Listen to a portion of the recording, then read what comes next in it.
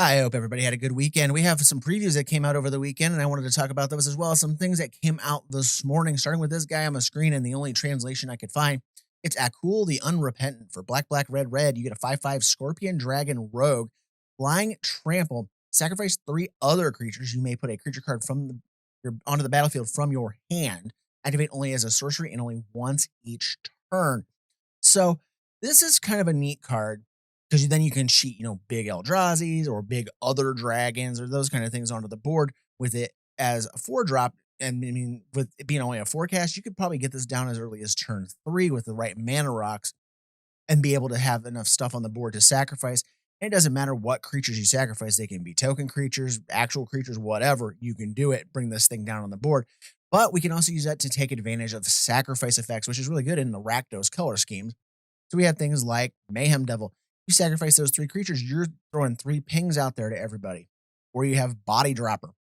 You sacrifice those creatures, he gets 3 counters on him, and he has the ability to give himself menace and sacrifice something else as well. So this is another decent idea to have in the deck as well. Or maybe Liliana Dreadhorde General.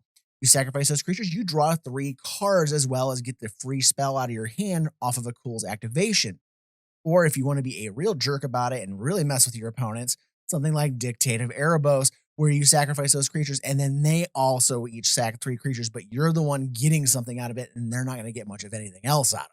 Then we have an interesting card in Wily Duke Aten Hero. For 1, a green and a white. It's a human ranger 4/2 with vigilance. When it becomes tapped, you gain a life and draw a card.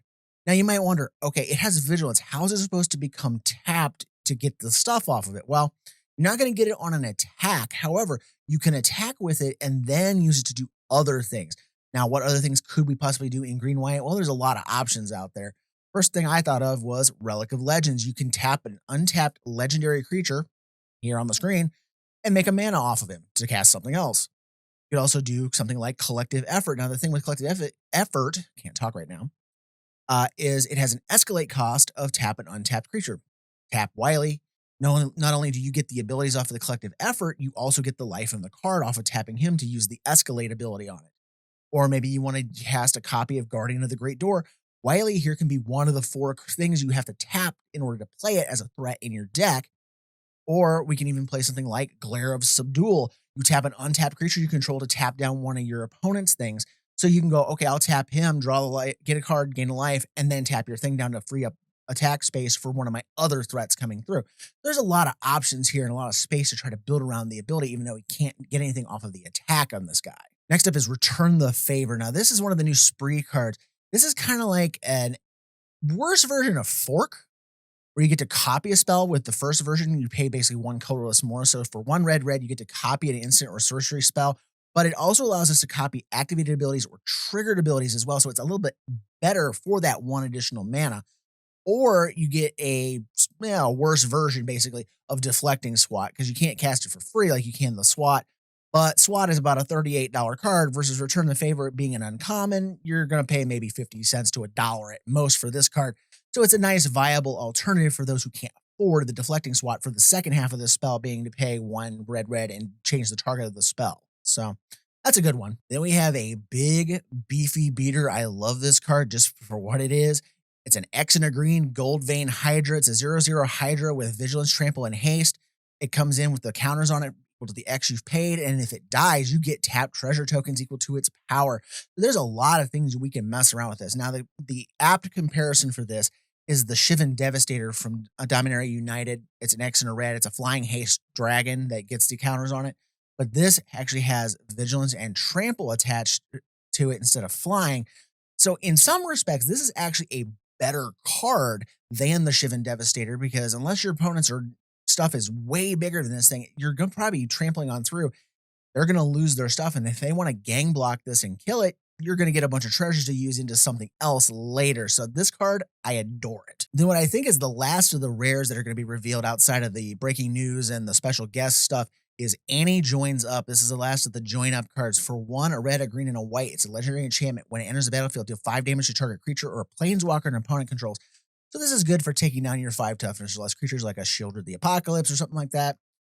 But the big thing here is if a triggered ability of a legendary creature you control triggers, it triggers twice. Now, Of course, this goes really well with the brand new Anti-Flash, the veteran card that comes out because she has two triggers on her. She has a trigger when she comes into play, you get mana value 3 or less thing out of your graveyard to the battlefield tapped. So it would trigger twice on the enter. And then she also has a tapped thing which says whenever she becomes tapped, whether you're tapping her to do things like the Glare of Subdual we showed with Wily earlier, or you attack with her, you get to exile 2 cards of your library and you can cast them this turn. While if she attacks and you have this down, you get to exile 4 cards because there's 2 separate triggers going off in order to play them. So there's a lot of cool things there with this card. Or we can jump up and go to Renansary Inseparable. Whenever you cast a dog spell, you create a cat, same thing, cat, create a dog. So then you get to create 2 of each token depending on what thing you go ahead and cast. So that would be a good card in that deck. Or you could just do the completely busted thing and go with Voja, Claws of the Conclave. Now, this has a multitude of things going on for it. Ward, unfortunately in this case, is a triggered ability. It triggers upon being targeted. So then this will actually make you have to pay Ward 6 to kill the damn thing. On top of that, then you also have the attack trigger going off. It was actually an additional attack trigger doubler in order to get counters on elves and drawing cards off wolves. So this card is probably an auto include in a Voja deck, unfortunately. Now moving on to the breaking news cards that they started releasing a pretty good amount of them this morning and in the overnight hours. I apologize now because some of the art I can't find high quality copies of, so we're just going to have to go with a little bit of fuzzier ones. This one is Reanimate. And what's nice about this is you can reanimate something from an opponent's graveyard or your graveyard, and it's going to introduce this to the arena clients. So historic Brawl players and historic Timeless, all those formats, we are now getting access to a 1-mana reanimate spell. All we need is Entomb, and we have Entomb Reanimate for Timeless or for Historic Brawl. So I really like this card, and this is a great way to get a creature back on the cheap at the cost of a little bit of life. Arena is also acquiring Mindslaver. Now, this is the best version of this I could find of this particular art. So I brought in a copy of the original, well, not the original, the last printing of Mindslaver, which was from, I think, Scars of Mirrodin. And, take control of somebody's turn. Since they coded in Emrakul here a while back, we can now take over people's turns and do stuff with their decks. I did find a higher resolution version of what they call the full art version of the big score. So this is a cleaner version of that art, which actually has the correct translated text on it as well. I really like how this comes out. I'm not a big fan of Mindslaver. You can't really do Mindslaver things anymore because people kind of get on, they know what's going to happen. So they tend to get rid of it or counter the ability if they can, if they have an activated ability counter or something like that, or they just exile it and get rid of it. So, but this is a fun card. If you've ever had a chance to play around with it, it's a fun thing to grab somebody's deck and be like, give me your stuff. And you go, okay, you're going to blow up all your stuff, sack all your own stuff, and then hit that guy instead. So it's kind of a cool little card to mess around with. And again, I apologize for the quality of this. This is the best I could find. This is Indomitable Creativity. Now, the original I'm popping up here is a great card. There's a deck in Pioneer, I do believe, and I think there was a modern version too that uses it. And this card was really, really expensive. It's kind of fallen off in recent times, so the price has come down. But it's nice to have those players have access to a different copy of it so that it can get into the hands of more players. I like that. And it's a decent card in Historic Brawl and in Commander. So I think it's a nice thing just to have it out in the wild now. And then finally, we get a new art for Bedevil. Black, red, destroy target artifact, creature, or planeswalker.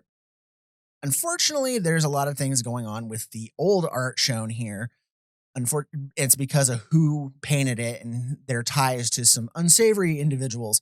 So a lot of people were mad that they can't use this card if they didn't want to support that artist. Well, now they have the option to do so if they wish to do so.